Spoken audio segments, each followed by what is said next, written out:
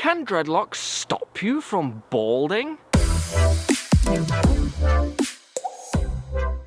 So this is an interesting question. It's based around the idea that once your hairs are locked into dreadlocks, then they don't just fall off and float away like they would if you had unlocked hair. So when you don't have dreads, you're basically shedding lots of hairs all the time. In your sleep, they're rubbing off against your pillow. When you're driving against the seat. I guess the main time is when you're either brushing your hair or when you're in the shower, hence why your shower gets clogged with hair. When your hair is in dreadlocks, those hairs, they're not as free to fall out. They stay trapped in the dreads. And so basically people want to know whether if you keep those hairs trapped in the dreads, is that going to stop you from being able to go bald because the hairs aren't going anywhere? Short answer, no.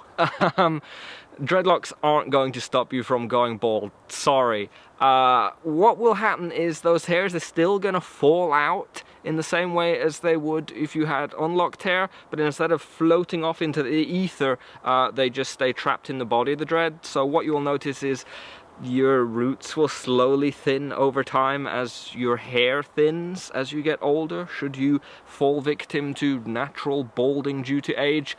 And eventually, instead of just losing hair slowly, you'll find that your roots thin to the point that they might just completely fall out. So the dreads themselves might not thin out, but they're gonna stay heavy, pulling on roots that slowly become weaker and thinner, and so you may find that if you're balding, you lose whole dreads at a time. So sorry to burst that bubble.